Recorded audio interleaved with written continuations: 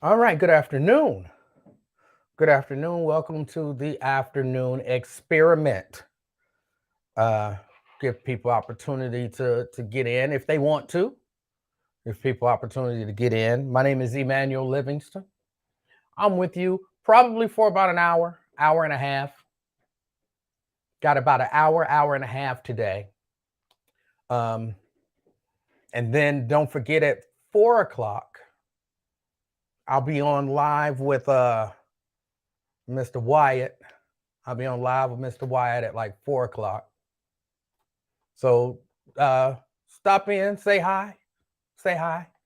Brandy, Maria, good afternoon. Good afternoon.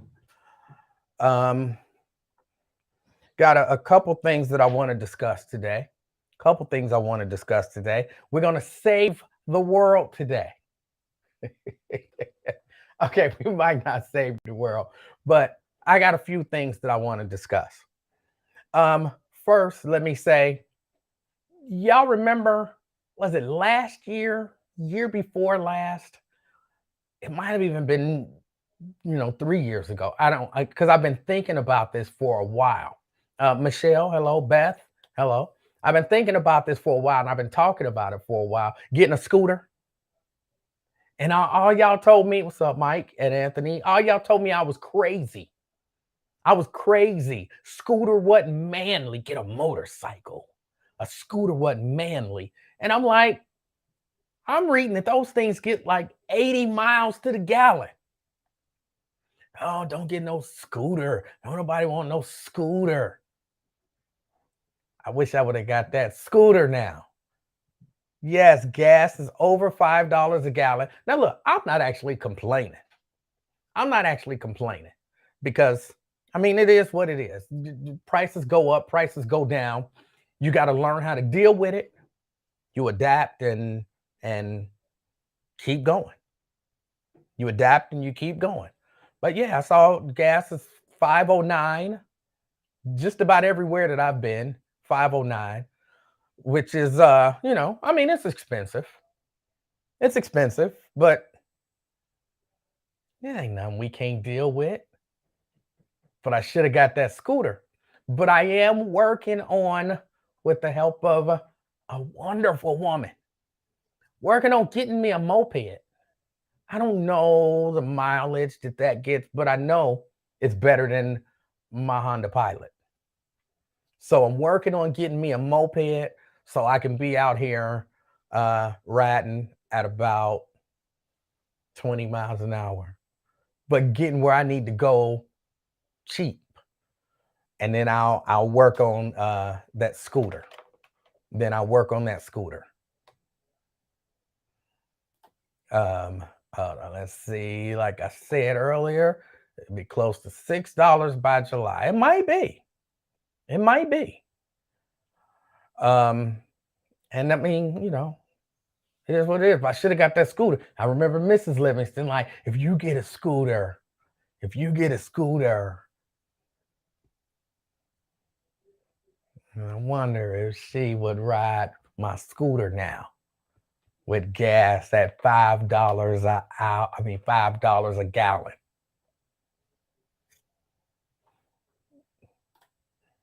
A moped, isn't that for alcoholics who lost their license or people who want much better gas mileage?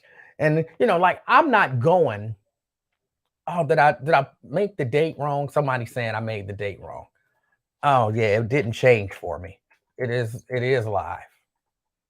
It is live. Sorry. Let me see if that updates it. Sorry about that. I thought I changed the date, but I didn't. Maybe it's changed now.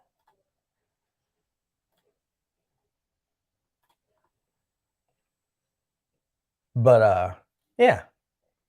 I'm sorry. You think it's for alcoholics who lost their license? That's fine. For what I'm gonna use it for, y'all know I go to the church. I do like 4 days a week. Go to the church. The church is not very far from me. In the car, I can get there usually in about 10 minutes. Usually in about 10 minutes in the car. And that's streets, stoplights, the whole nine. So I'm like, I could ride my scooter, or in this case, my moped, and save a lot of gas when it's just me going to the church, hop on that little moped, because in my mind, that's how they sound. Get there, park it. When I'm done, hop on, get on back home, about 15 minutes maybe, and have saved a whole lot of money in gas. And again, I go there 4 days a week. So my point is, my point is, we're complaining about gas prices. You got to figure out what you can figure out to beat these gas prices. You got to figure out what you figure out to beat these gas prices. And I will not be ashamed. I will not be ashamed to ride a moped. Let's see. You use the scooter and give Miss Livingston the gas for her car. That would have been for your car. That's a plan. Why you always trying to get me to give that woman my money, Dennis? No, I wouldn't mind giving her gas. I try to when I think about it. Even though I didn't today, I was out in her car today and I meant to stop and fill it up, but I was trying to hurry up and get back here. I was out today trying to get the moped. Something happened, so they're supposed to be bringing me the moped later on this evening. So, hopefully that all works out. But yeah, I was running a little late, so I didn't have a chance. But normally when I'm in her car, I try to stop and fill it up no matter where it is, just because. Well, I can't say normally. I try to do that from time to time. I try to do that from time to time. She's worth it. So there's that. Adapt and overcome. Adapt and overcome. That's what we have to do. Well, and teens, of course, but not responsible adults. What if there's an emergency? You had to get on the bus with the crazies. Why would I have to get on the bus if there's an emergency? I would just take my moped. I don't understand that reasoning. I got a moped that will get me from point A to point B. I pick up the phone. Hey, it's an emergency. Get here. Oh, well, I can't ride my moped. Let me get on the bus. That's not reasonable. I would just ride my moped. I hope you got a lot of topics. We don't want to hear repeats at 4 o'clock. You're going to hear whatever you end up hearing. Picky people. What's wrong with y'all? Little baby gonna want a scooter. Let's see. I don't like the prices, but I don't even complain about it. End of the day, a person gonna pay for it or walk. And I don't see a whole lot of people out there walking. And it ain't like I see less cars on the street. It's not like, during the pandemic when I was an essential worker before I was a throwaway worker. When I was an essential worker and I was driving to work, I was like, man, ain't hardly no cars out here. I had 4 lanes all to myself on the highway. I could just swerve. I didn't, but I could have just drove and swerved the whole way to work. Well, now you got so much traffic out here. Everybody complaining about the price of gas. But again, I don't see no lack of cars on the road. So people gonna complain, but they gonna deal with it. They gonna deal with it. I seem more like a skateboard type of guy. I don't know about that. You still can't ride those on expressways, right? I don't know. I don't intend on riding no moped on the expressway. It can only go so fast. Now, some of them scooters, they'll do like upwards of 80 miles an hour. I don't know if it's illegal for them to get on the highway or not, but I wouldn't get on the highway with one of them. I wouldn't get on the highway or expressway or freeway or whatever you call it. So, good afternoon, Joseph and Robert. Robert, I see you. Got to show love to my YouTube people. Show love to my YouTube people. How fast does it top out? I'm not 100% sure. I'm not 100% sure, but I don't really need to go blazing fast. If I'm going 25 miles an hour, I'm straight because most of the area that I go through, speed limit is 25 miles an hour anyway. Speed limit is 25 miles an hour anyway. So I'll be fine with that. I'll be fine with that. Moped. You're stuck in the 70s and early 80s. Okay, I'll be stuck in the 70s and early 80s getting good gas mileage and getting where I need to go.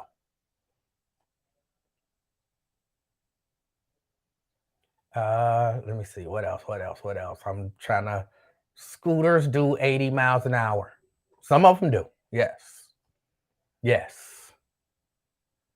You can tinker with a moped and make it faster. I gotta tell everybody that. You and Wyatt's debate at 4. It's not a debate. It's more of just a conversation. I watch his show from time to time. From time to time, he watches my show. And, we've talked and we agree on some things and some things we don't agree with. And, we'll just have a conversation. We'll just have a conversation because, I don't know. I like talking to people. And yes, I believe he's going to be live streaming it and I will be live streaming it on my platforms if I can figure it out. If I can figure it out. Let's see. I just tuned in. Did I hear you say you about to ride a moped? It's giving me all the ammo I need. Hey, hate on my moped if you want. I don't care about nobody hating on my moped. I'm going to be riding my moped, getting good gas mileage while y'all going to be riding around in these big cars, spending all this money on gas to do the same thing I'm doing for very little money. So I don't have a problem with it. I don't have a problem with it.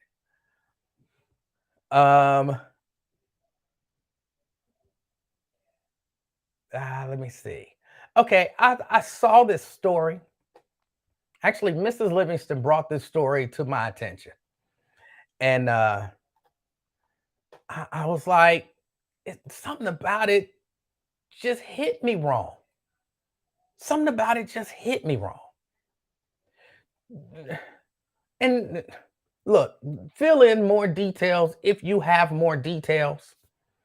But I ran across this story. Mrs. Livingston gave it to me.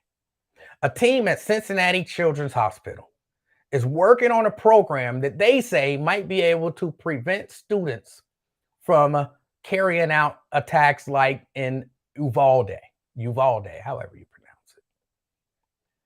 And they say this is a first of its kind project. The program is there to help determine a student's risk level for potential violence. And what they're going to be doing, and I'm going to read some more of this article and some more supporting information, but the quick summary is they're going to be conducting interviews in 2 schools. And I believe these are Cincinnati public schools, if I'm not mistaken. So they're going to be in 2 Cincinnati public schools. Again, if I'm not mistaken. And they're going to be recording conversations that students have with their counselors. They're going to be asking them questions and they're going to record it. And then they're going to use AI, artificial intelligence, to determine whether or not this student is potentially a violent person. Yeah. It's focused on using artificial intelligence and machine learning to analyze what students say during interviews with guidance counselors or anyone else at their school. And the program then can help determine a student's risk level for potential violence. Um, and they say this is how the process currently works. Again, this is a first of its kind program, first of its kind anywhere in the country. Nobody else is doing this, but here in Cincinnati, Cincinnati Children's Hospital is working with the schools. They're going to record interviews with students, and then they're going to, I guess, run it through a program where this artificial intelligence is going to decide. It's a fly in here. It's going to decide. I hate flies. Where this artificial intelligence is going to decide whether or not this kid is going to be violent at some point. They say there are a series of about 30 questions.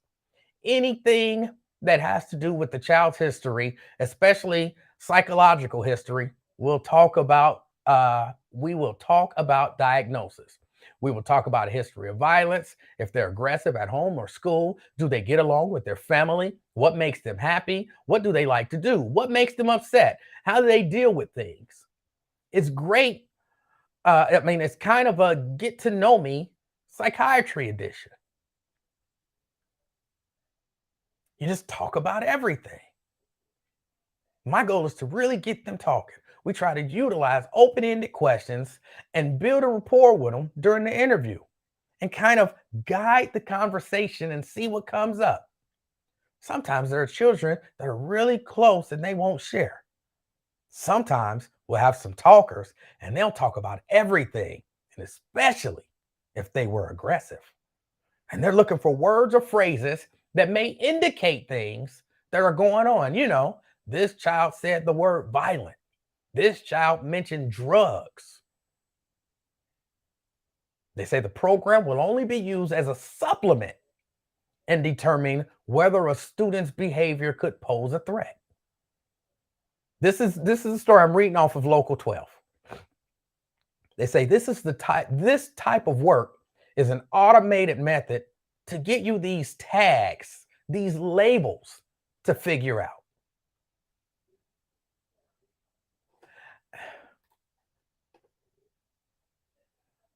I'm telling you, I don't like this. I don't like this. I don't like the idea.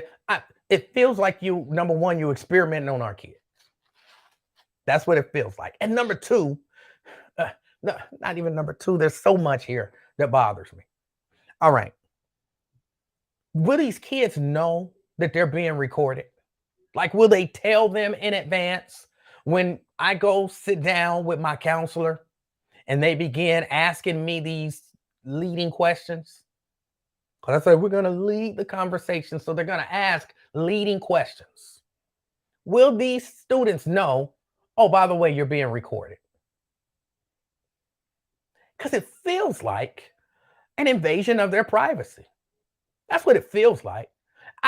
I feel like when you go and you talk to your counselor at school, it's almost like talking to a clinical counselor, a doctor, a priest.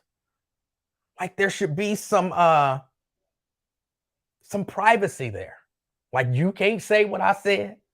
You can't share my information. There's this doctor-patient confidentiality or whatever. That's what I feel like that should be the case. So are they going to tell the kids this? Because my guess is no. And this is just me guessing. But my guess says no, they're not going to tell the kids this. Because if they tell the kids they're being recorded, then the kids might not be as honest as they would be. So you're going to surreptitiously record young people. That's a problem for me. And I know a lot of people don't believe that young people should have rights.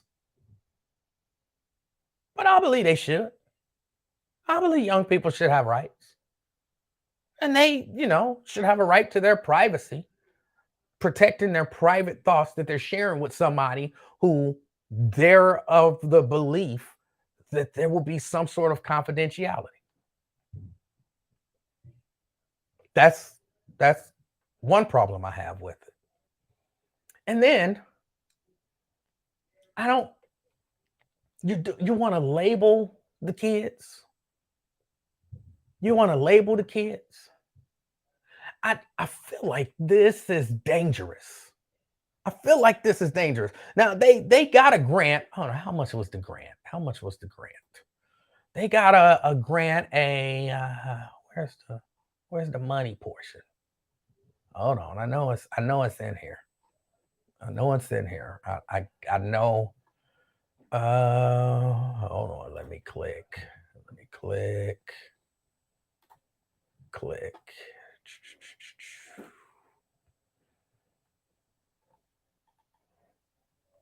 Oh, it's funded by a 5-year, $2.8 million grant. 5-year, $2.8 million grant. The grant was awarded last year.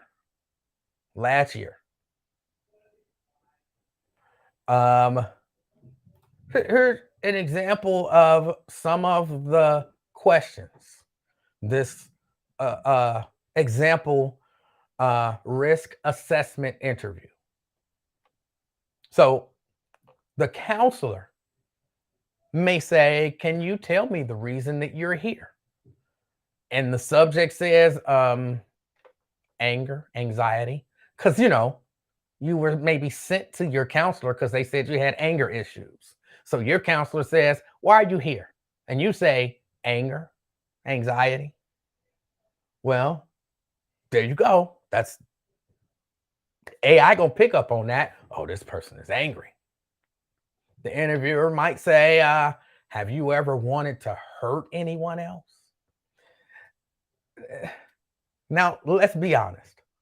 Who among us have never wanted to hurt anyone? In your whole life, you've never wanted to hurt anyone. Anybody? Hands. Never wanted to hurt anybody ever? Because if you answer yes to that, guess what?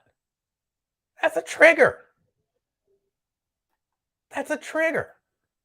Uh-oh. This person said they want to hurt somebody.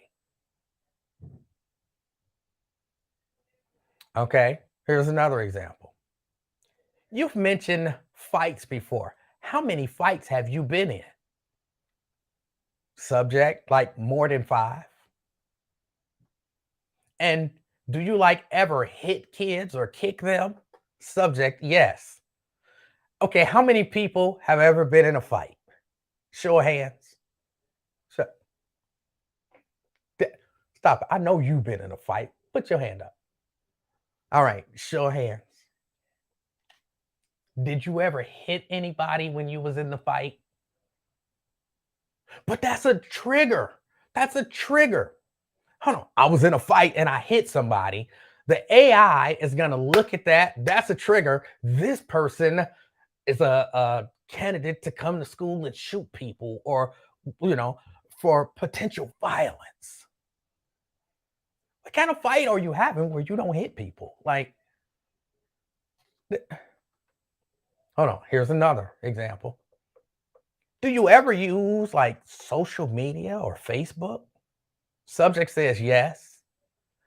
And do you ever get bullied or teased on it? Okay, show of hands. Anybody here use social media or Facebook?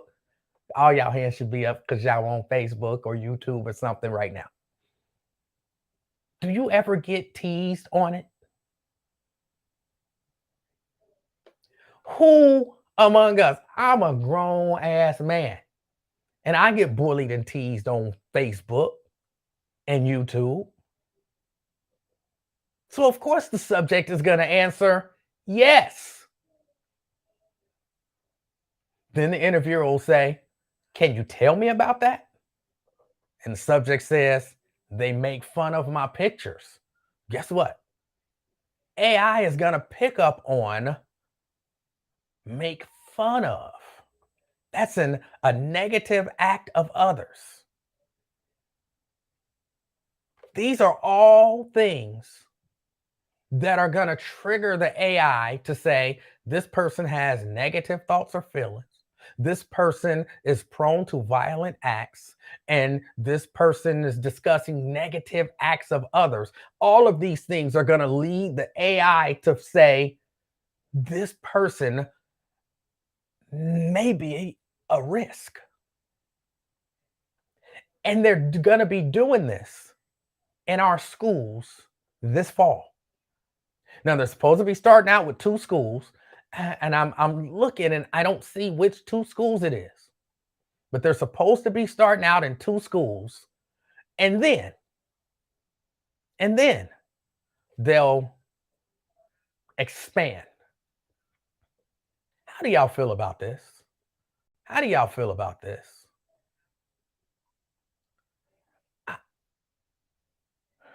Maybe every once in a while, I feel like I'm like overly cautious about stuff.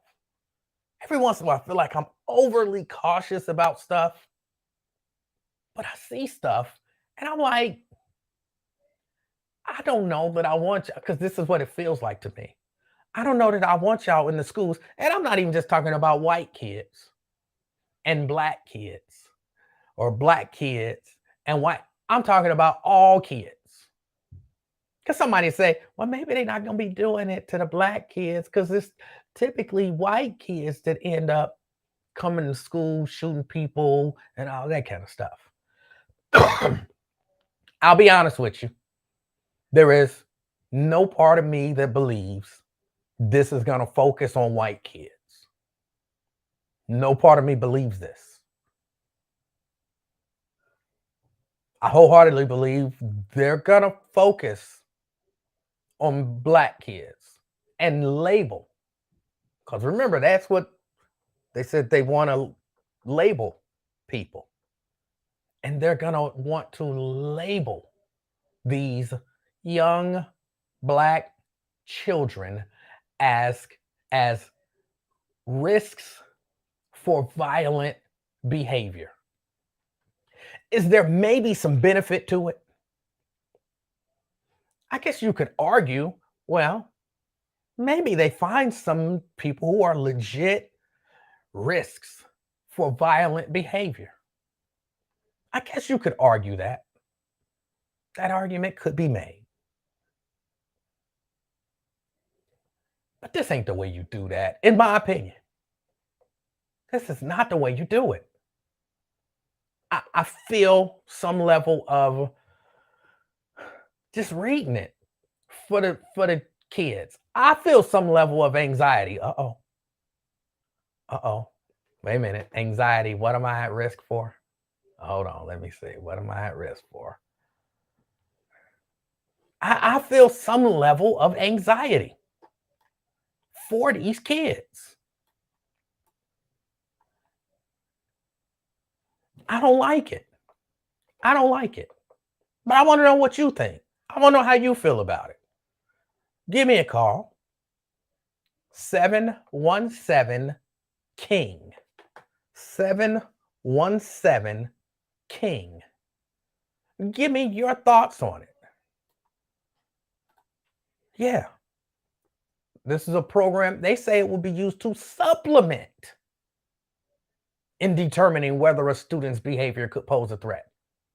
So then my question becomes, let's say the AI, the artificial intelligence, is convinced, the computer is convinced that based on these very leading questions, and just for the record, when I was reading the leading questions, a lot of the trigger words for violent acts and negative thoughts, a lot of the trigger words were coming from the interviewer.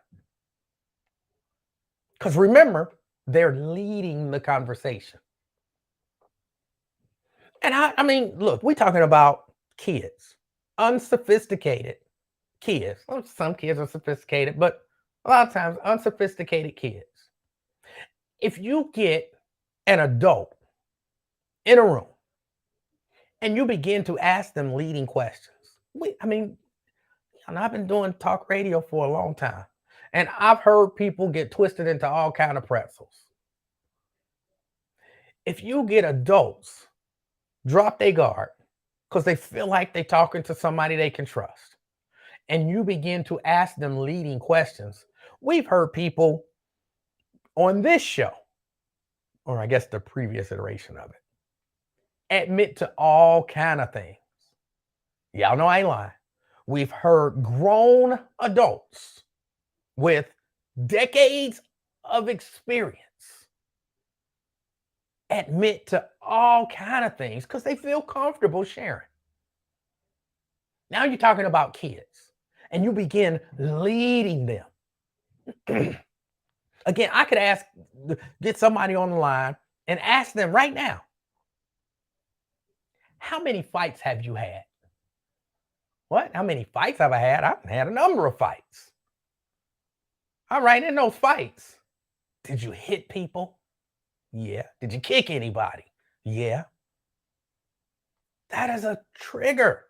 The computer, the artificial intelligence is going to say this person is a risk for violent behavior. Well, but they're just using it to supplement. I might not even be thinking any violent thoughts. But when you start asking me stuff like, okay, Emanuel, real quick, just have you ever wanted to hurt someone? Have I ever wanted to hurt someone? Yes. Have you ever wanted to hurt someone? Hold on, because y'all know me.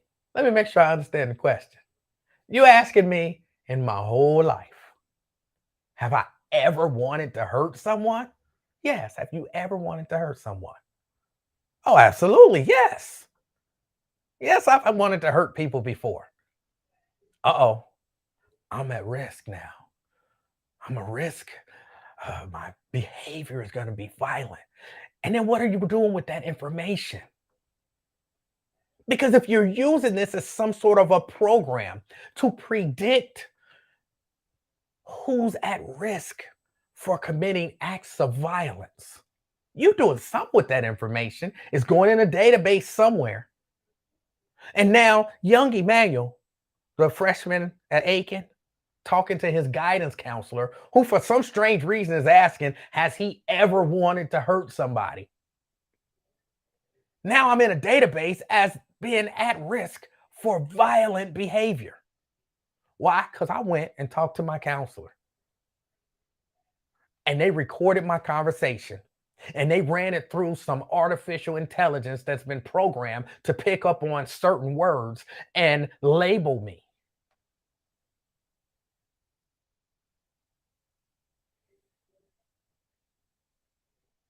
What they gonna do with it though? So now am I gonna be on a watch list? Am I gonna be, like when I go to school or when I go to the next grade, whatever, they're like, uh-oh, watch him. He's a threat. Memos going out. I'm gonna be in the class with a certain group of people because I'm a threat. Are they gonna keep me from a certain group of people? Well, he was in AP English, but he's a threat. So let's move him to some other sort of class.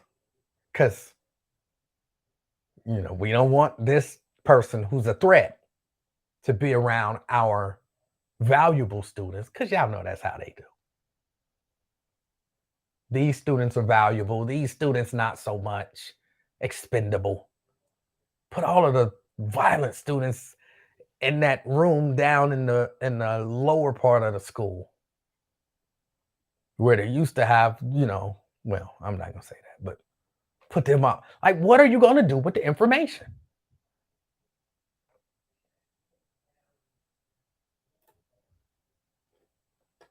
Why is this needed for all students Seems like they doing the most. I agree. Look, it's on Local 12. Article is titled Cincinnati Children's Hospital Works to Help Predict and Prevent Student Aggression. This particular article was uh, posted May 26th. May 26th. Cincinnati Children's Hospital works to help predict and prevent student aggression. The schools and the emergency rooms aren't trained to complete the school violence risk assessment entirely. So, what we want to do is identify those high risk students at schools prior to aggression or violence. That was from Dr. Judith Dexheimer. Am I overreacting? Am I overreacting? Is this okay? It'll be okay, Manuel. It'll be okay. They're going to find some violent kids and they're going to remove them from the school.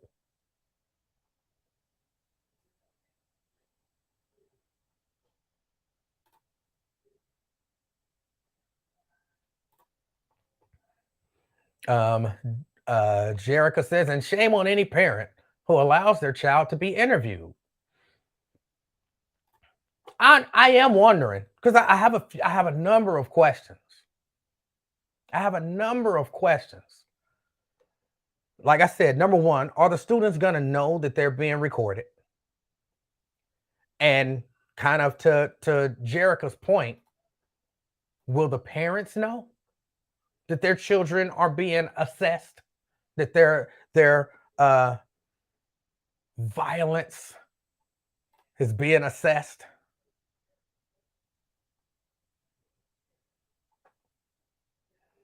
Will they have to consent? When they do these assessments and run them through you can't do this and be anonymous, right? You can't be like subject A presented violent tendencies or whatever the appropriate terminology is. Because if they did, you got to know, well, who is subject A? Who is subject A? So it can't be anonymous. That defeats the point.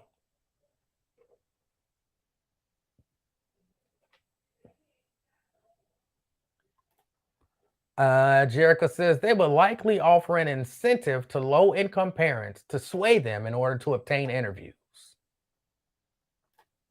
And Tanisha says, just got in. What's the talk? We're talking about Cincinnati Children's Hospital. Cincinnati Children's Hospital received a grant. It's a $2.8 million grant over 5 years to assess young people in school to determine whether or not they're at risk for being violent. And to the best of my understanding from my reading and even from the article, the students will sit down with their counselors. Their counselors will ask them leading questions. And please don't think I'm like being difficult when I say they're going to ask them leading questions. That's what they said in the article. There are a series of about 30 questions. Anything that has to do with the child's history, especially psychological history. It says we'll talk about diagnosis. We'll talk about a history of violence. If they're aggressive at home or at school, do they get along with their family? What makes them happy? What do they like to do? What makes them upset? How do they deal with things? It's kind of a get to know me psychiatry edition. You just talk about everything. This is someone who's Andrew Cifuentes, part of the Cincinnati Children's team. He says, my goal is to really get them talking, to try to utilize open-ended questions and build a rapport with them during the interview. and kind of guide the conversation to see what comes up. I mean, it's just going to be some leading questions. Sometimes there are children that are really closed and they won't share. Sometimes we'll have some talkers and they'll talk about everything, and especially if they were aggressive. And they look for words or phrases that may indicate things that are going on.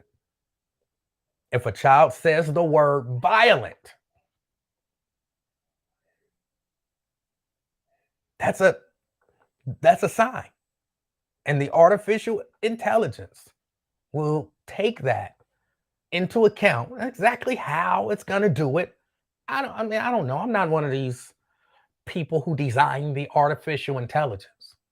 But I always have a problem when people talking about artificial intelligence is going to do this.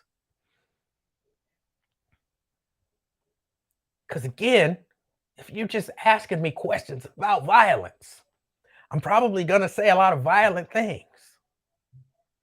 And a human can listen to that and say, okay, we asked him, had he ever thought about hurting anybody? Had he ever wanted to hurt someone? And he said, yeah, I'm sure at some point in my life I wanted to hurt someone. A human is hearing that like, okay, he's talking about in kind of the most general sense, maybe. I'm sure there were some specific people, but he's not dwelling on it. He's really only bringing it up because I asked. The computer may not have that same process.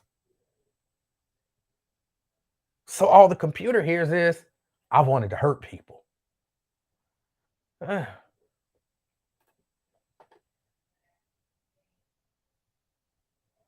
yeah. But that's what we're talking about.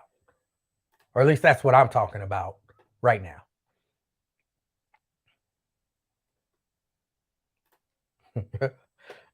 Fran says, I would probably want to hurt the interviewer right then and there. Can I just say that, and I'm going to go out on a limb here, the artificial intelligence would say you are a risk of violent behavior. that's that's my guess. That's me going out on a limb. Is that Jason? Says incentives, like when the government had schools try and get parents uh, to label their kids as a behavioral problem for an SSI check. Let me see. Brent says artificial intelligence software code is predominantly written by people who don't look like me and you.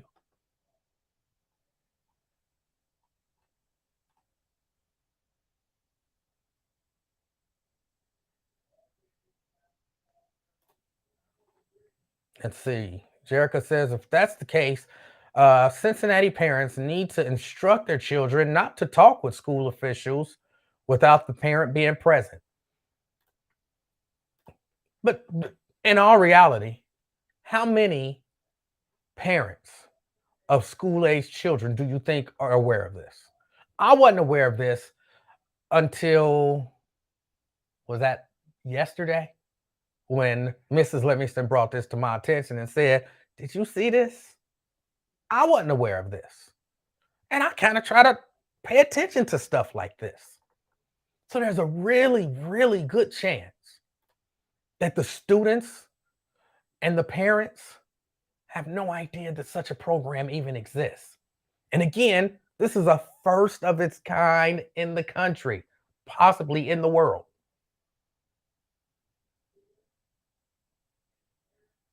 So they don't know. They don't know to instruct them not to talk.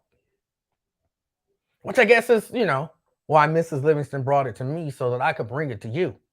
So that you can know, and then you can begin to talk about it. You can begin to say, hey, you got kids in school? Guess what? Did you know that they doing this? And it's not that I don't want some sort of a predictor of potential violent behavior. Nobody wants to see what we saw in Uvalde or any acts of violence. No reasonable person, I guess I should say. wants to see that. And sure, if we could, if we can, if we had some reasonable way of accurately predicting that,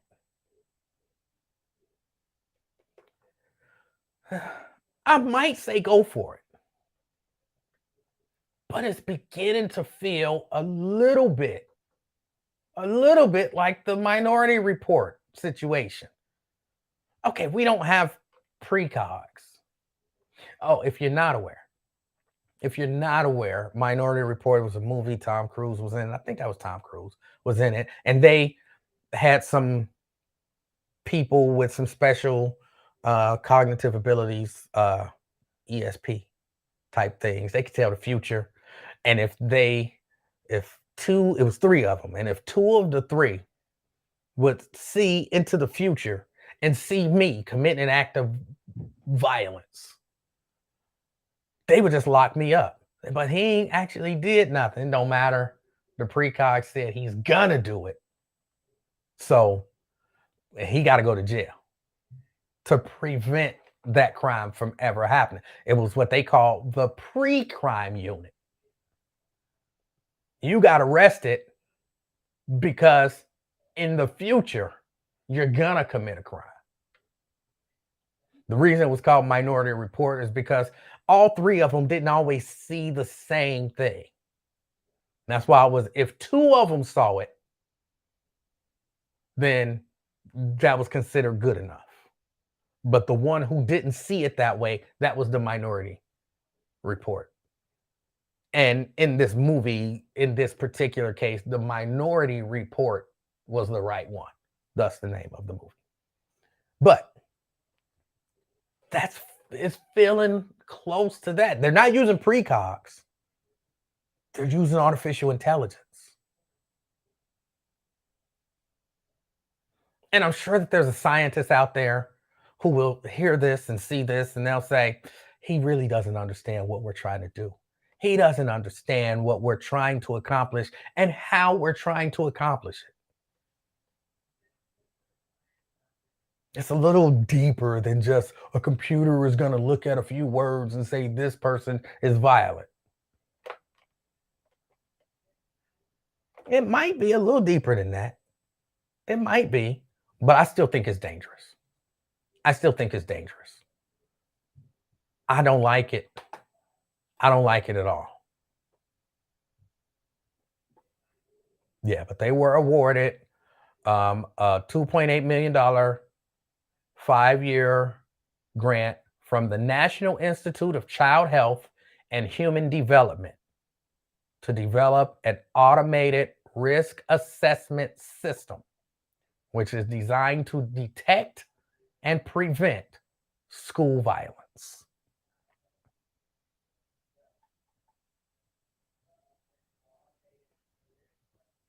Our goal is to prevent those strains of aggressive behaviors before they grow to some major problems like a school shooting.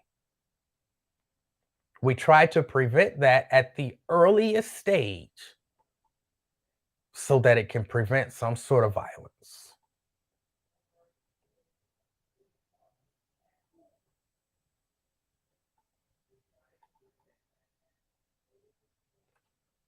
Interesting. Interesting. Or at least it's interesting to me. It's interesting to me. 513717 King. That's the number to get on board if you like to. May a little something less serious, less deep, whatever you want to call it. Even though I think we'll revisit this again. There's an actual study. There's an actual study attached to this. This study published by the Journal of the American Academy of Psychiatry and the Law. The Journal of the American Academy of Psychiatry and the Law. I want to read this study, go through it, and we'll revisit this once I've digested all of that information. Jerica says, as a CPS investigator, when I would interview children, I found that the younger they are, the more they disclose. They would unknowingly disclose information revealing high risk and unsafe situations.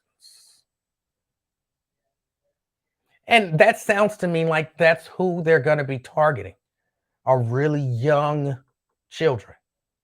Really young children. That's why stuff like I remember my mama used to be like, not that anything untoward was going on in my home, other than my mama would be in jail if she was raising kids today. My mama would be in jail.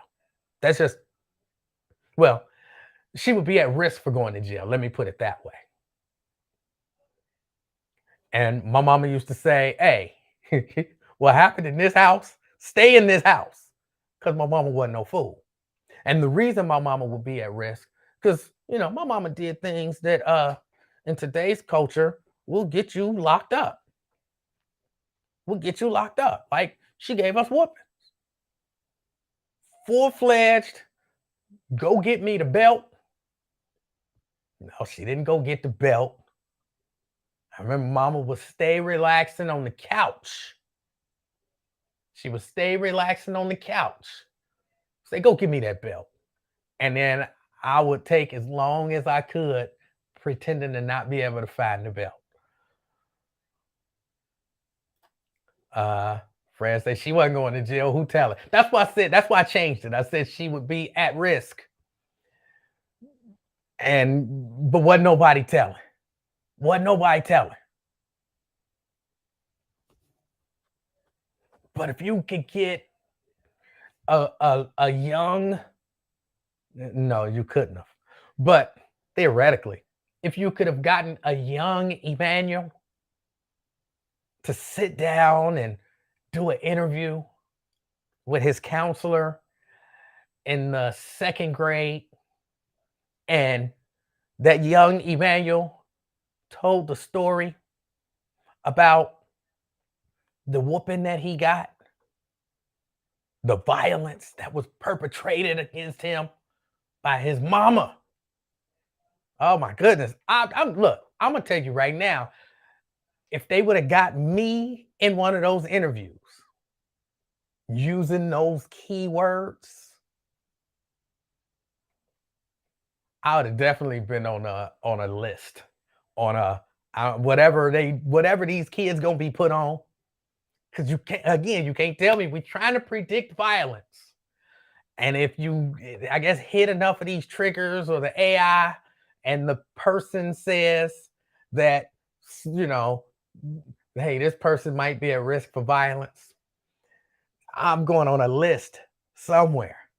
Even if that's just, hey, we having a staff meeting, all of the teachers coming to the staff meeting, and look, little Emanuel, keep an eye on him because he's a high risk for violence. So all my teachers is, what's he doing now? Oh, what? You going to the bathroom? Maybe somebody should go to the bathroom with you because we don't trust. You know what I'm saying? Whatever the case may be. However, they going to use this information. Because trust me, they not spending $2.8 million on this pilot program to not use this information. So whatever they going to use this information for, I would have been on the list. I would have been on the list. Because I did have thoughts of violence. I was picked on. I'm telling you, I fit right into, based on all the questions. I had fights growing up. People picked on me a lot of times for my hairline. I had to defend my hairline. So I got into fights. I was picked on. People did try to bully me because I was little. So people tried to bully me. I would have answered all of those questions, and they'd have been like, this dude is a school shooting waiting to happen. I had pent up anger in me. I'm telling you. I'm telling you. I would have. It's just not good. It's just not good. I would have. And look, don't get me wrong. I think my mama did an amazing job. I can't say every whooping like how some people when they grow up they like every whooping that I got I deserved. No, no. Some of the whoopings I didn't deserve. I was set up like a mother. Some of them I didn't deserve, but they were just whoopings. Like you deal with it and you move on. But in 2022, if that same whooping, just a whooping, would have happened, and I would have told somebody, I probably would have ended up in foster care.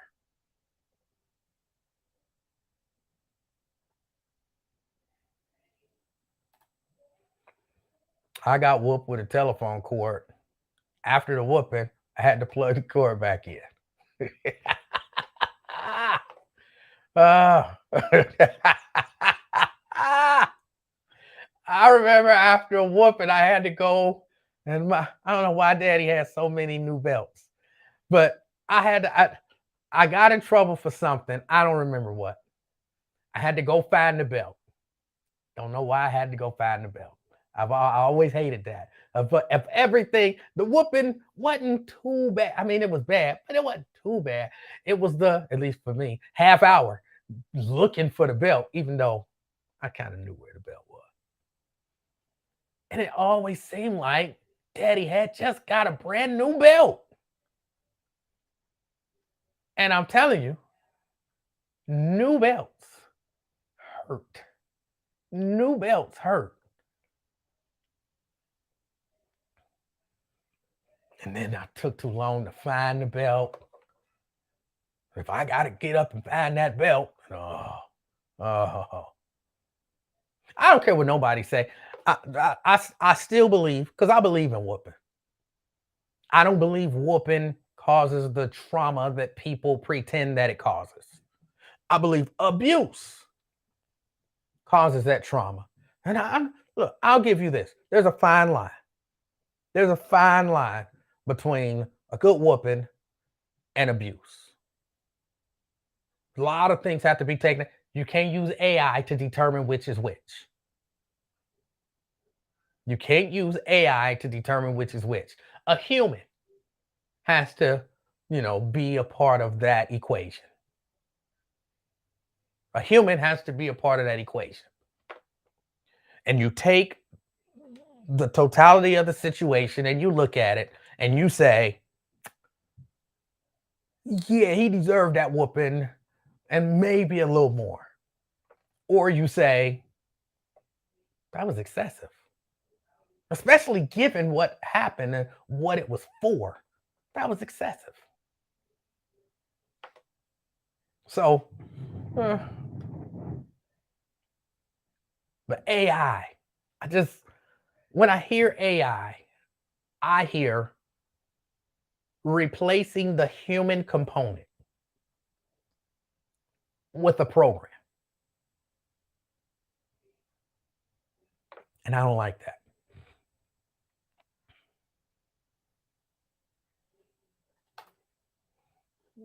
Try picking your own switches to get your ass beat, and your mom say that's too small. Yeah, but you knew that was too small. You knew it was too small when you got it. I think my grandmama, like, I think she had a way to deal with that because you could bring her 12 small, skinny, flimsy switches, and she would literally braid them together to come up with a nice, good switch. And in my mind, I never got a whooping from my grandma. But in my mind, you would have probably been better bringing a nice size switch. I got one switch whooping in my life, just one. My mama was a belt user, but my daddy used the switch on me once. My daddy used the switch on me once, and it wasn't really a switch. It was like a tree branch. Yeah, I'm not kidding. I'm not joking. They stood up. He brought him in. I forget why. We was me and Nate, probably Fran, and maybe Nick. We was getting into it a lot, I guess. And I guess Dad was tired of it for a moment. And I remember, I think he had cut a branch off of a tree, and like a huge branch off of a tree, the kind you couldn't just carry. But he cut off some of the other branches and he brought them in the house and he put them in the corner. And like he cleaned them off for nothing. He just cut them. Because I remember when the whooping first started happening, we got into it arguing or fighting or something. And all I remember, I didn't even see Daddy. I didn't even see Daddy. This is a true story. I'm not embellishing or anything. I didn't even see him in the room. I felt myself getting hit and saw twigs flying because he didn't even like clean the twigs off of the branch. And when I say they were from floor to ceiling long, and I just remember feeling getting hit and seeing twigs flying. And then eventually he made his way into the room, but he was in another room hitting. Well, I don't know how he was hitting because that was up, but he was in another room. That's the only switch whooping I've ever gotten.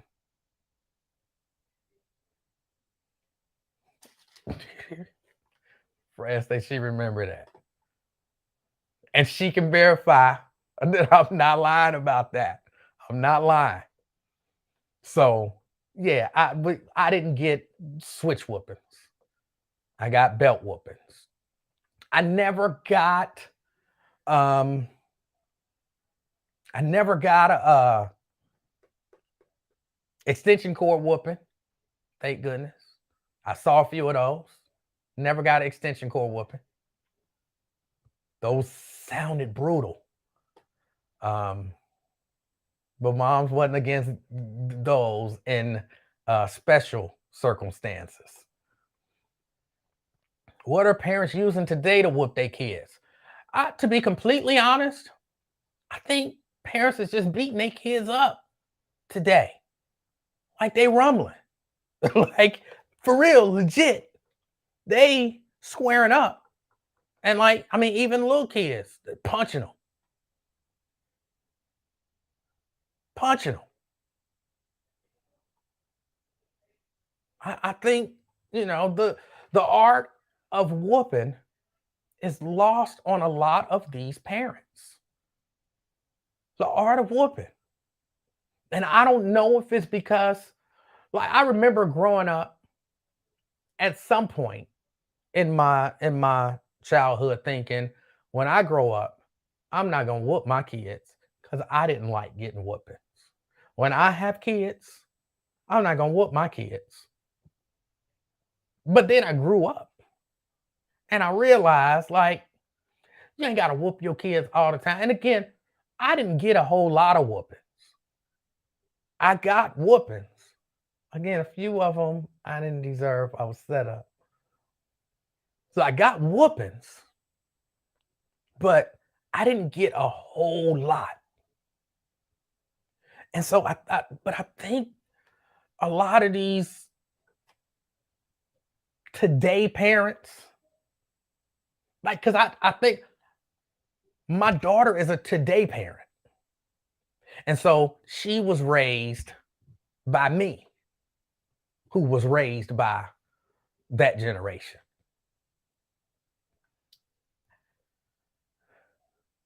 I was a whooping parent, but I think a lot of these people was not, a lot of my peers decided we wasn't whooping our kids because we didn't like getting whoopings. And so we raised kids without whooping them.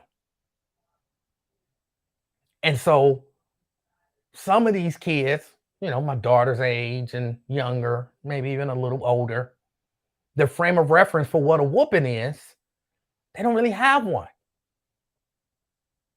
And I believe without the I'm gonna use the term because it was a real term for me. Without a certain amount of healthy fear of your parents, it's possible to lack a certain amount of discipline and the ability to instill discipline. Because when you just let a kid do whatever they want to do until they do that themselves out, like, he throwing a tantrum, he'll tantrum himself out, he'll wear himself out, and then he'll go to sleep. What did he learn? He might have learned that, okay, a tantrum ain't gonna get my way. But he didn't learn, don't throw a tantrum.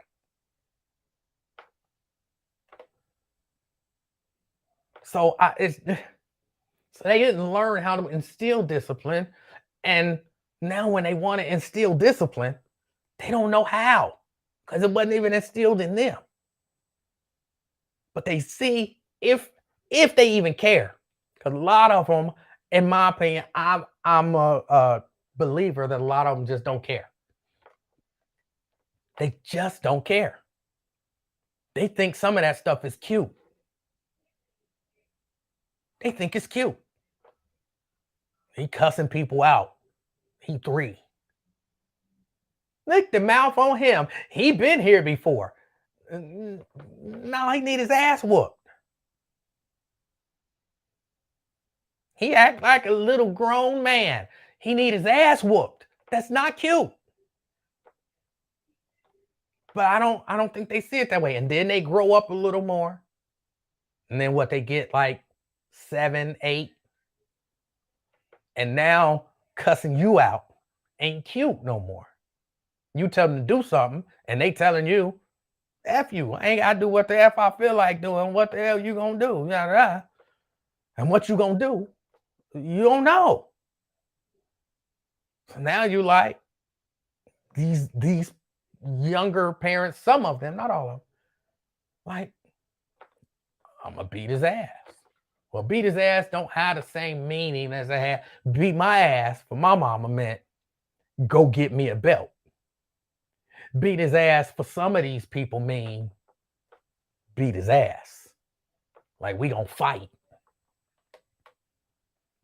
I mean, imagine that you're a grown man, grown woman fighting a 7 or an 8-year-old like they're a grown man or a grown woman.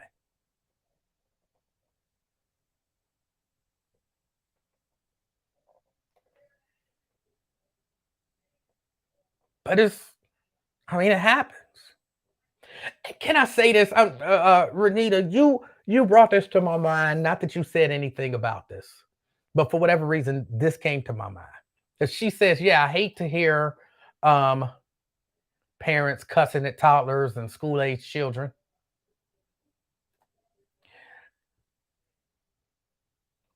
Are we teaching our young people how to deal? Honestly, are we teaching them how to deal with their anger?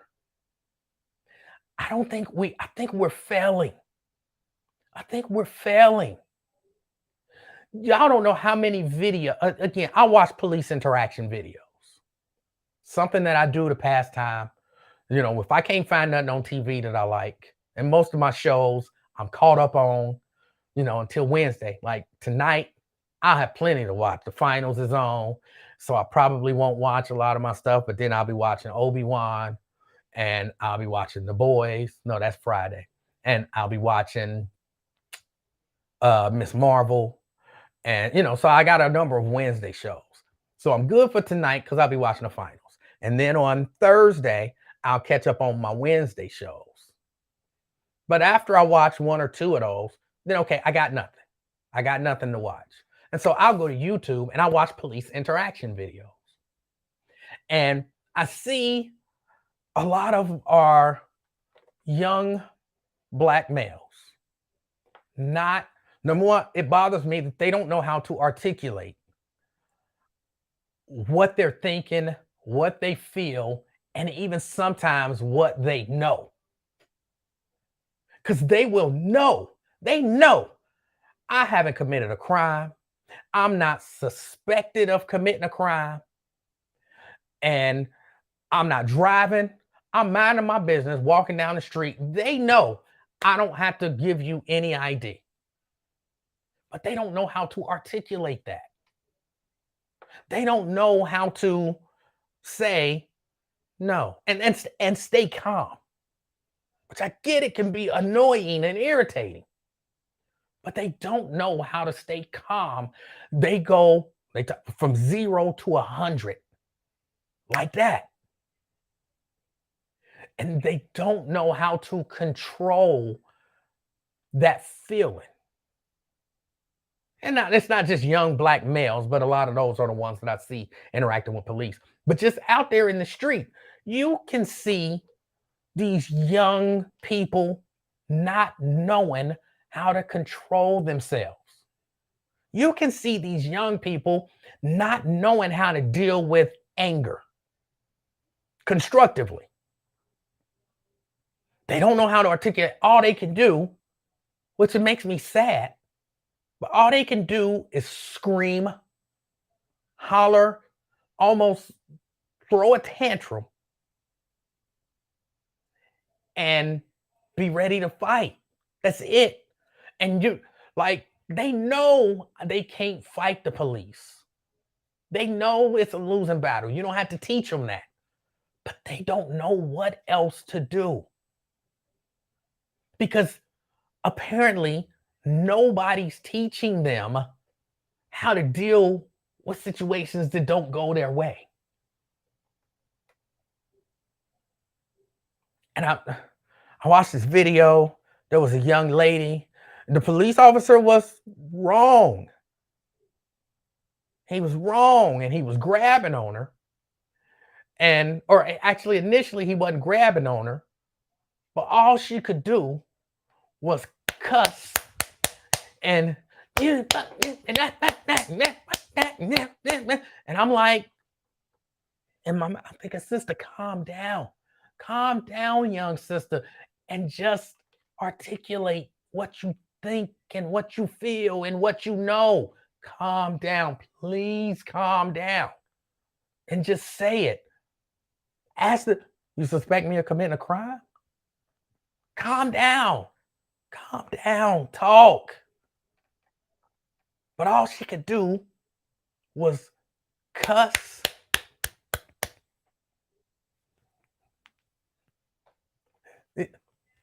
That's all she had.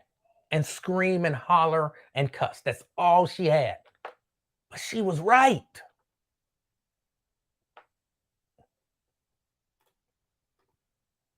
And I'm not even saying she had to know the law. I agree. Why? It's what you're being taught at home and at school. It's what you're being taught at home and at school. And I don't recall my parents teaching me specifically to articulate my point, to use. I'm sure they had ways, but we never sat down and had a dialogue about what logical reasoning was and all that kind of stuff. I learned a lot of that stuff in school. But now learning to control my aggression, I definitely learned that at home. Because moms and pops wasn't putting up with fits. They wasn't putting up with tantrums. They wasn't putting up with none of that. So it's not in me to throw a fit or to have a tantrum or to, just have outbursts. That's not in me. That was taught out of me and, even to some degree beat out of me. Because mama wasn't a tantrum person. I tried to throw one tantrum on my mama and I threw myself on the ground, and next thing I know, my legs was on fire. Not literal fire, but she had a belt and she would get up, get your ass up, get your ass up. And I got up and I won't do that again. And I remember that being very, very, very little. I never did it again. So she taught that's not the way to get your way. And that's not the way to make a point. That was, even as a little bitty kid, I guess that's what I took from that. Not to mention, that wasn't the energy in my home. That wasn't the energy in my home. Yeah, I saw my mama get into a fight once. Yeah, I saw my mama get into a fight once. But that wasn't the energy in the home. But these young people, a lot of these young people, and it makes me sad when I see it. Like I said, I watch police interaction videos. I watch people who do cop watch. I watch people who do First Amendment audits. I watch people who just record their interactions with police. And I watch people who might just be bystanders, mind their own business, but then they see a disturbance and they record it. So I see all of that. I watch investigations and body cam videos. So I see a lot of stuff. And almost every time it's a young black, and when I say young, I'm meaning mid to late 20s on down. So I'm not talking about just teenagers. I'm talking about these people almost 30 years old. If not, some of them just a little older than 30. And it's not, again, let me take a little bit of this back. I see it with older people too. And I would imagine if I was looking for it, I might see it with white people. But I'm honestly not really looking for it. Okay, my phone is ringing. Let me go to the phone. CK? Good God. Praise God. How you doing, brother? CK, I'm doing good. How are you? Man, it was deep, man. You was coming deep with that whooping, boy. You coming with deep with that whooping. I had to call you. You hear me? All right. Well, tell me what's on your mind. You know, them ass whoopings we didn't deserve prepare us for life. Because you're going to get your ass whooped for stuff you didn't deserve all the way through life. All right. Especially being a black man. We got to whoop you for something you didn't do. Look at Deshaun Watson. Huh? Deshaun Watson. What about fighting for his life, NFL.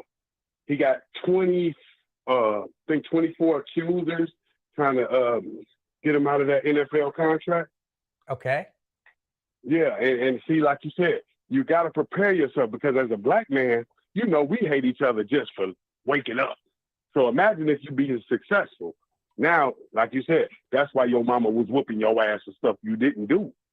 Because she was preparing you. Look, you're going to get accused of all type of stuff. Like that domestic violence you got accused of, you say you didn't do?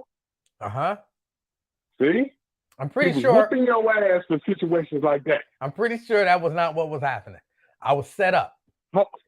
No, I'm saying, why your mama, I'm saying, that's the way life goes. Things happen to you. You don't understand why it's happening, but she's preparing you for the future when you do get accused of domestic violence and you was innocent. Just like when you was getting your ass whooped when you was innocent. She's like, look, this ain't the first time you're going to get punished for something you didn't do. I'm just preparing your grown black ass. Do you understand that? Actually, I think I can understand what it is you're trying to say. Yes. Yeah, because you got to remember, we came over here as slaves. And you know, we was, you know, raped, pillared.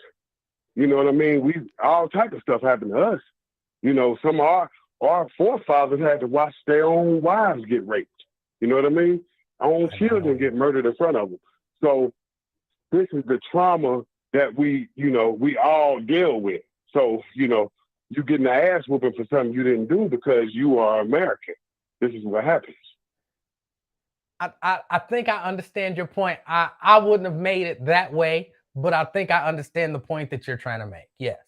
Yeah, because like you said, far as with the kids, you saying the computer is gonna ask them, do they ever feel like hurting somebody? Hold on, say that again. You said the computer is gonna ask the children if they ever felt like hurting somebody. The counselor is gonna ask, or the interviewer is gonna ask the kids, potentially ask the kids, have they ever wanted to hurt someone? Yes.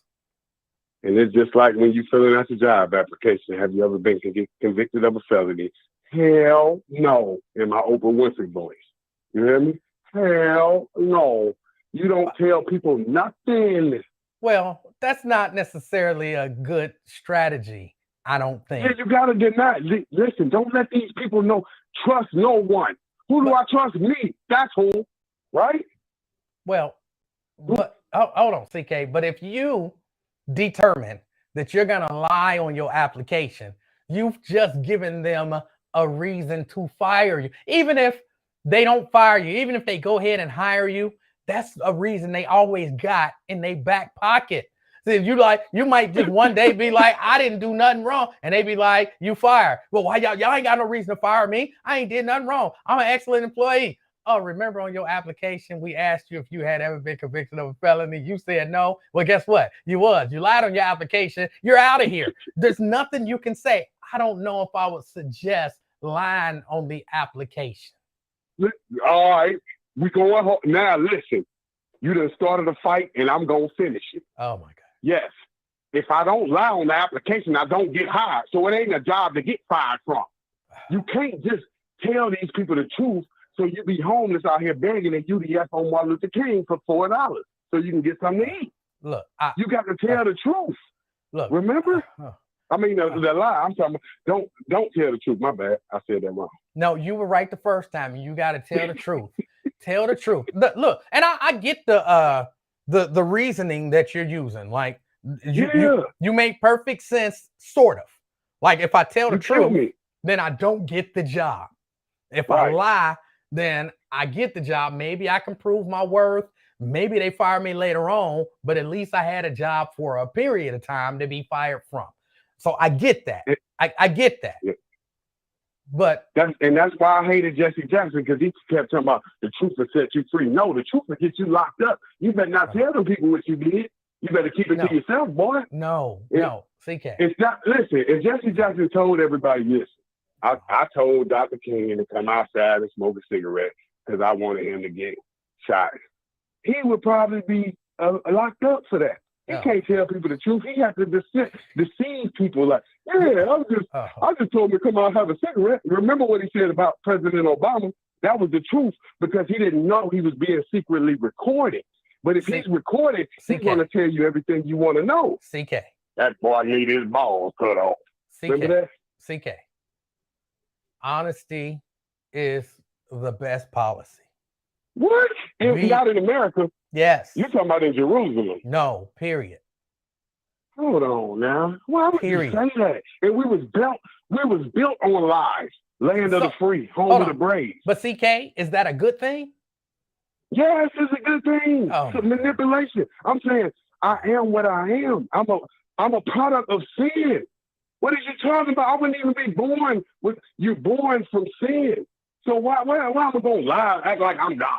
I haven't made any mistakes. Come on, man. Did you go to church or not? All right, CK. Did you go to church, Emanuel? Do I go to church? Did you go to church as a child? Yes. There you go. So what did he tell you? Love thy enemies. You got to love thy enemies, so you got to play. You're not in control, Emanuel. If you was in control, then you could tell the truth. You could be honest. But you being a black man, you have to manipulate them the way they've been manipulating you. What are you talking about? You're going to try to make new rules with people that brainwashed you. Now you're going to be honest with the oppressor. How you going to be honest with the people that hate you? That makes no sense, Emanuel. Because look, guess who I got to live for? I got to live for the oppressor. I ain't got to live for them. I got to live for me. And we are different, CK. Here's why I give you this. You and I are different, right? Wow. We the same. No, we're not. We're different. And here's how one way that we're different. I believe integrity is important. Okay. I believe it too. Why would you believe? So you think I don't honor integrity? That's all I live by. No, it's not. I'm just playing the game. God. No, then you don't believe and live by integrity. You don't. No. Listen, I live by. I'm saying that stuff is honor, integrity is all I live by. It's all about My people come first. But yes, when I push power button, I have to go into their world and play by their retarded rules. Okay, here's So I another. can't be honest. CK, here's another way that we're different. You and I have very different definitions of integrity. Okay? We have very different definitions. For me, my integrity. See, I'm not worried about how nobody else judge me. I'm worried about how I judge me. Okay? Me too. And I judge me based on, am I honest? Am I doing what I said I'm gonna do? Am I, doing my best to treat people good, to, do all of those things that I value in a human? Now, you may not value those things, but honesty is one no, that's what but that's the difference. Now, let me explain. You're right. I agree with your point. But the main difference between the two of us is I see the similarities and you expound on the differences. Yes, we are different, but to the core, we are the same. We are still soldiers of the same struggle. We're fighting for the same fight. In principle, in theory, we all want God first, put faith in the youth. Education is the only way to the truth. I wrote that. And you can't tell me Emanuel disagreed with that. So, yeah, we got some fundamental differences, but to the core, we're the same. We're still soldiers of the same struggle. We're still fighting for the same cause. But I think as Black men, we use the tiniest little thing to separate us because we need to hate each other. Well, first, I don't hate you, okay? No, I'm saying, that's what I'm saying. You're just saying what's politically correct. You got to get out of that corporate mindset. No, you do hate me. We Black men. Oh, my God. Oh, I don't hate you. You really don't hate me? I don't hate you. I don't hate you. If I hated you, I would want to see bad come to you. If I hated you. And that's what I feel like. So I feel like when Bill Cosby catch the rape case, I think Emanuel, not caring if it's true or false, he want to see bad things happen to Bill because he's been jealous of his success. Wait. First, how did we get to Bill Cosby? Because I'm just giving you an example of how you perping like you love Black men, but as soon as a Black man get effed up, you're going to jump and pounce on them and act like you knew everything about the case that you didn't. So stop perping like you love Black men when you love to see Black men fail, especially after they succeeded in life. Oh, my goodness. That's what we want. Why is that so hard for you to tell the truth? Oh, my goodness. First, CK. I'm going to correct you again. I don't hate you. I don't want to see anything. So let's not talk about. You don't want me to die tonight. You don't want me to get shot 3 times in the face. Hold on. Let's not talk about Bill Cosby. Let's talk about you. Okay. I don't want to see anything bad happen to you. I want you to live a long, successful, healthy life where you feel good about you and you are a good member of society and you get all the happiness that you want out of life. That's my desire for you.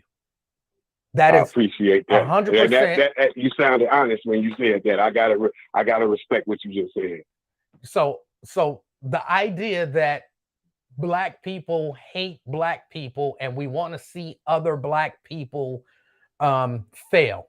That's just, I don't know why you have that. That's Cincinnati, man. I'm just saying that's my experience. Okay, when I go to work, you got to deal with the racist pink. What are they called? Caucasians. You got to deal with the racist Caucasians. Then when you get off, you got to deal with your racist Black people trying to, putting as much hate on you. You know what I mean? So I'm dealing with it from both angles. So that's what makes me a man of God. So everybody hates me, the whites and the Blacks. So may I make a suggestion to you? Yes, sir. If and this is an if, because I don't know this, but if the people that you find yourself around hate you and treat you in such a way that you feel like they don't want to see you prosper and to see you happy, can I suggest that you should change the people that you around? Like, don't be around people who, when you're around them, you feel like they have your worst interests at heart. Don't be around those people. You're right. But this is the epidemic. So every Black person I got to brainwash them to love me. No, I'm black like you, brother. Don't kill me. I love you. Listen, we are a loving race. So don't kill me. Don't rob me. Like I told you a long time ago, that my worst nightmare is going to prison for murdering another black person. That's worse than murdering. That because of what I stand for, like you said, because of my honor and integrity, I'm going to destroy myself if I murder another black person and I go to prison for it. See what I mean? Because I speak out for my people. So then do your best to keep yourself out of situations and away from people who have the potential to put you in a position where you might have to murder them. No, but like you said, I won't never have, because remember I told you, I had a change of life and I changed it to a good person because of God, because I'm superior to most Americans because I have the strongest weapon known to mankind, which is love. So with the love weapon, I can defeat all. Because y'all come, that's why it's so easy to succeed in Cincinnati, because this is land of hate. I came here from Cali, California love. We can't, only reason we love each other so much in Cali is we ain't got nowhere to stay. The rent too high. So we got to be nice to each other because, hey, brother, you say, hey, look, you know, you need a place to stay. Cincinnati, you can afford $7 a month. You can live somewhere, you know, or that's, you know, on the government assistance, or you can just, boom, $500, $600 a month. So people are angry because they don't need each other. Cali had California love because we need each other out there. So here, coming from the hate, I've seen it full throttle. So I know how to combat it. All you got to do is give me a chance. If you don't pull the trigger when you first see me, you gonna love me. But like I said, we kill too many of our own as soon as we see them. So we don't get a chance to express the love. They just dead. Boom, boom, boom, boom, boom. Boom, boom, boom. Remember that? Right to the face. Shot him in both eyes. Okay. Ain't nobody trying to go out like that, man. Oh, okay. And much love to you, and I want you to succeed too. I want your son to succeed. When I see you with your granddaughter, I'll be like, okay, he raising a queen. She gonna be a multi-billionaire. Oprah Winfrey Part 2, because of all the love he putting in her early, the foundation. CK, so it don't matter even. How old a man are you? One guess, and then I'll tell you. What? One guess, and then I'll tell you. 45. Yep, 6. 46. You good. So, okay. Well, look, I appreciate your call. I wish the best for you. And I wish the best for you. And I want you, like I said, when you were sick, I thought you was out of here, Jack. You know what I'm saying? Prayers.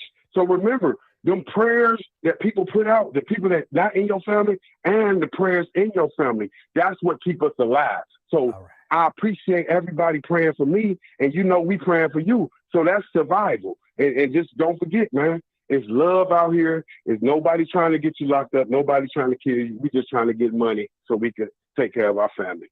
And you got a great show. Just remember, you got the best show. You feel me? Just keep on, you know what I mean? Keep on pushing. CK, I appreciate your call. Yes, sir. All right. That was CK. And yeah.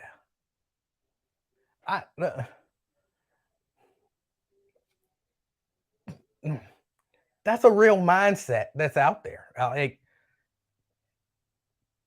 That's real for a number of people. That's real for a number of people. I would still suggest don't be lying on your job application. I would still make that suggestion, even though I understand that mindset. I would say don't be lying on your application.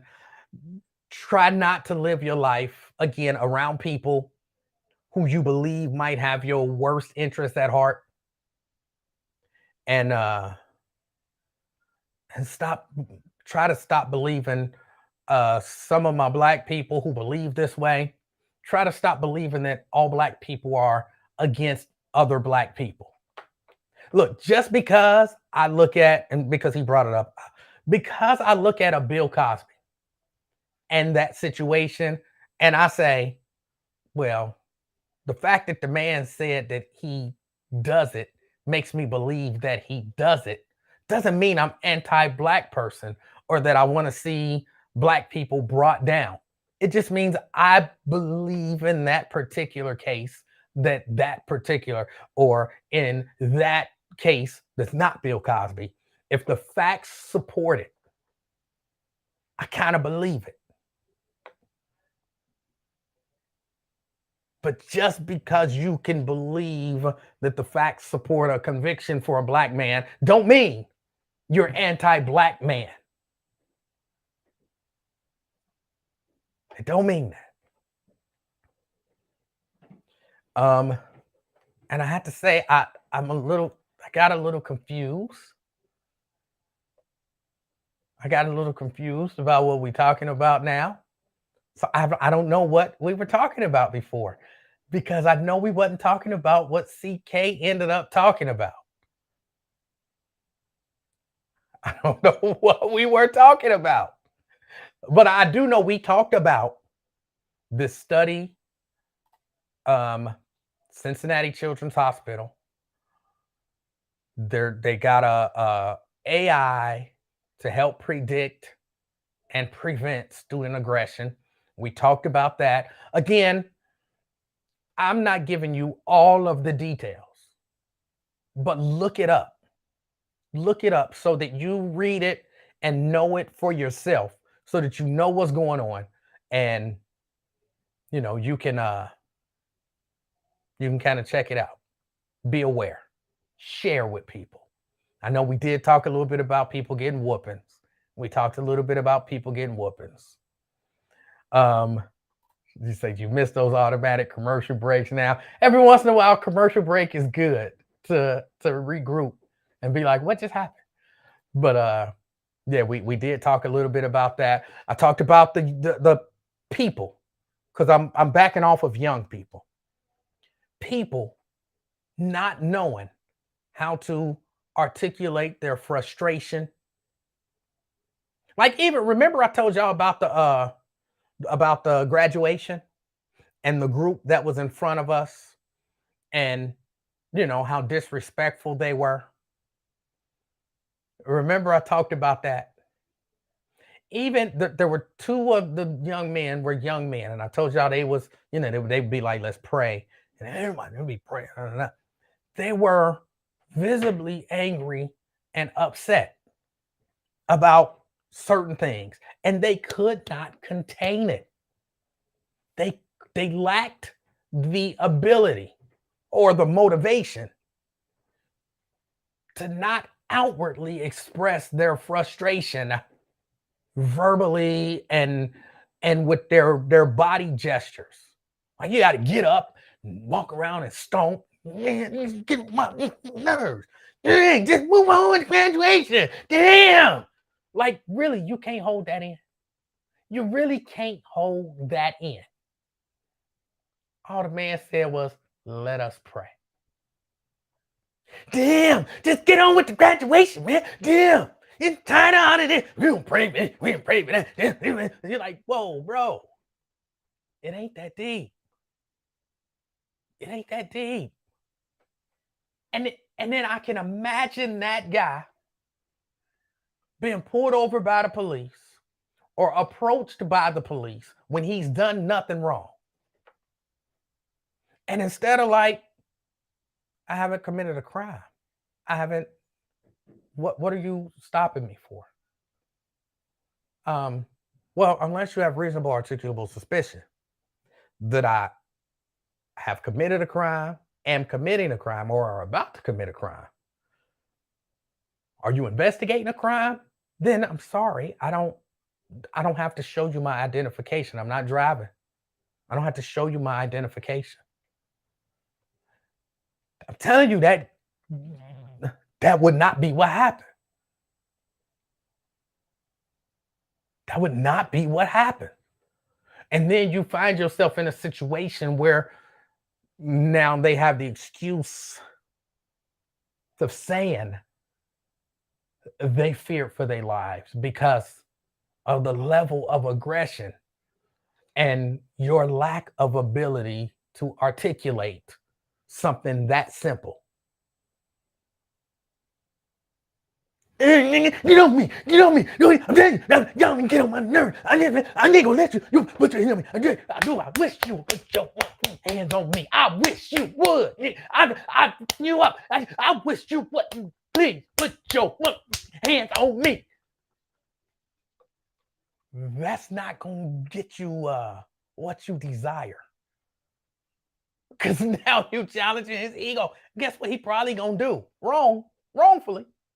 He gonna put his hands on you because you just told him he wouldn't, or you wish he would, instead of being able to articulate, control the anger, because it is maddening, control the anger, and say, do you have a reasonable articulable suspicion that I'm committing a crime? I don't have to show you my ID.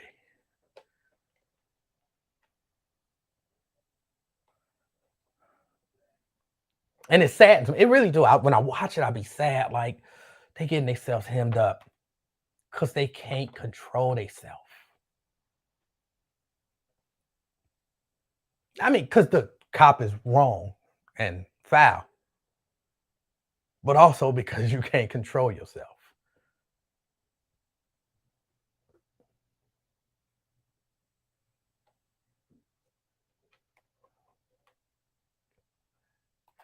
Have you seen those same people in an interrogation room? They articulate very well, but they're not like they've had the opportunity to sit and calm down. And it don't help if you can only articulate your thoughts when you're nice and calm and you've been put in a situation where you don't like I believe you got to be able to articulate your thoughts even when you're in the heat of battle. You got to be able to calmly sometimes. Well, look, there's a time and a place for some things, but there has to be a time when you're mad, things ain't going your way, you're frustrated, and you still can articulate your point. That's the difference. That's the difference. Look, they know. They know. I mean, they got tricks. They get trained on this stuff. How to calm you down. What Wyatt's saying? Yeah. Yep. As soon as they get on a 2-piece chicken and biscuit, they snitching. They know, get you in the room, ask if you want something to drink. What's your drink? Pepsi? Give you a Pepsi, calm you down. Good cop, bad cop. I'm the good cop. I'm the good cop. So now you're comfortable. You're relaxed. Can I get you anything? You want a hot chocolate in the winter? You want a Pepsi, a Coke, whatever, when it's hot? Nice cool drink. Yeah, I get you something to eat. Just relax. That calms you down.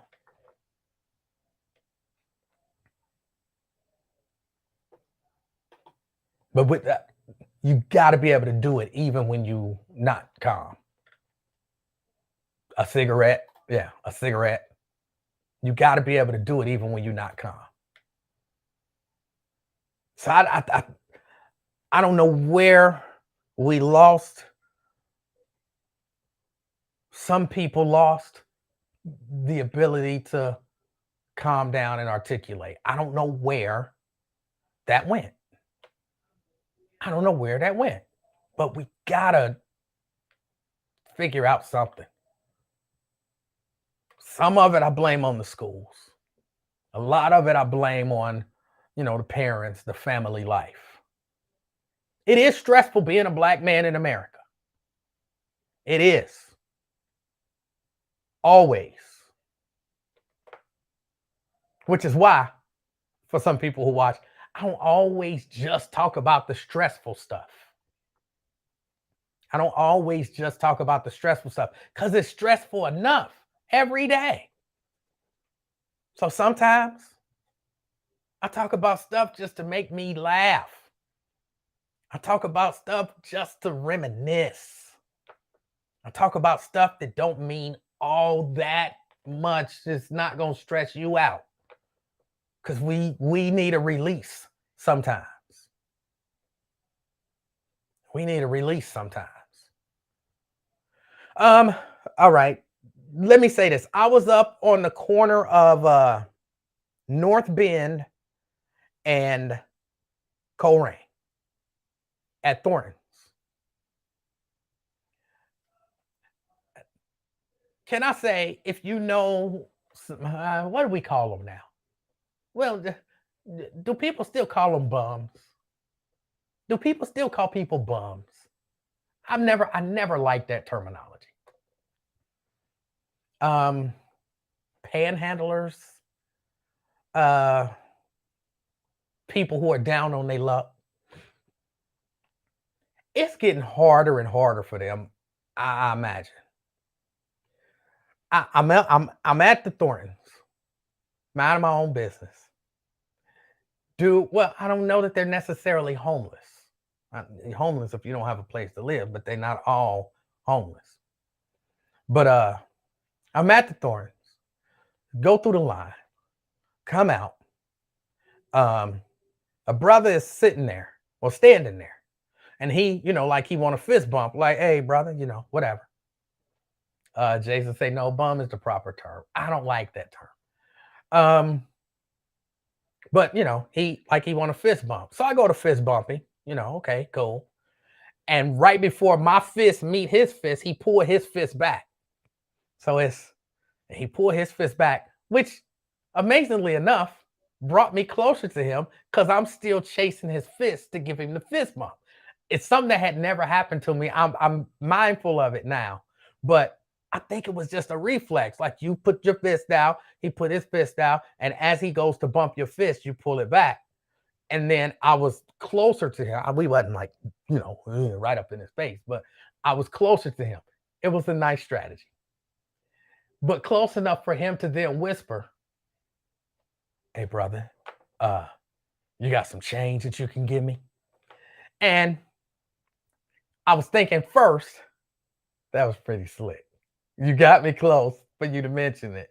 And you legit just pulled your fist away. But then secondly, I was thinking, which is, now my standard response because it's true. No, I don't. Because I don't carry cash. Like everything I buy, I pay for with my debit card. I don't carry cash. So no, I don't have any spare change. None. And I don't know if they're gonna make it for much longer as we move to a I don't want to say cashless, but a less cash society. Because people ain't gonna be walking around with cash.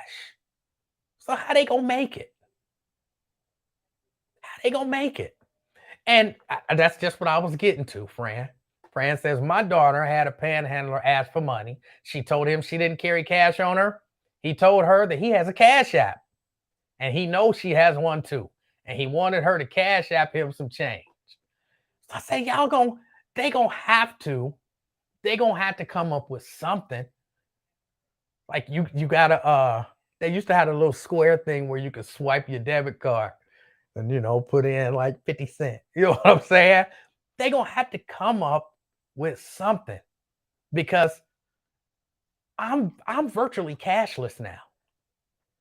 Every once in a blue moon, I will go to the bank or to the ATM and get some cash. And then that cash usually lasts me for a long, like I went probably about 3 months ago, maybe, and got $200 cash. $200 cash. That I just ran out of cash. Saturday, I just ran out of cash Saturday. And I mean, change and everything. I don't carry cash. And if I got cash, because I don't use it, it lasts me for a long time. We are moving very much to a cashless society. So I don't know what the people who are out panhandling are going to do as more people transition, and especially crypto. Because I believe eventually we are going crypto. And I'm sorry, Mr. Will work for food. They don't even have that on the sign no more. Because I guess they like, hey, I ain't gonna lie. I ain't gonna work for no food. So they have a sign up and they had a family out there. And I tell you, that makes me mad when I see them and I see the whole family, the husband with his wife, presumably, be a couple kids and a dog. Like, we're homeless, please help. I don't know why that bothers me so, but that makes me mad. It makes me feel like you're trying to exploit me even more than just some sad sob story. Like, you took your sob story to the next level and got your kids out here. And then everybody got to be looking sad, even the dog.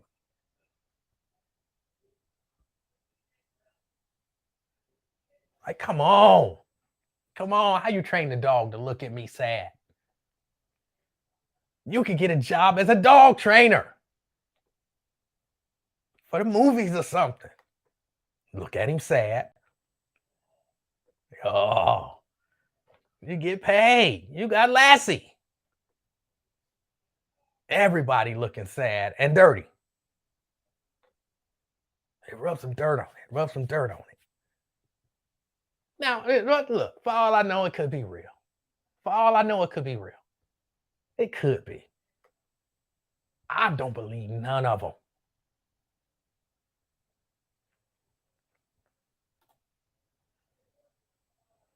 They're now arresting parents here in Florida for using the kids like that. Homeless, you can't afford a dog. Look, almost every so-called homeless person I see got a dog. And I'll be thinking that's got to be a terrible life for that dog. You stand there at the exit ramp all day looking sad. Breathing sad. Like, what? How did you get your dog to sigh? You got the dog to sigh. The dog, are you coming? The dog sighed. Here's some money. I don't know how you become a dog trainer, but almost all of them got a dog. I mean, I guess if you're homeless, you still need companionship.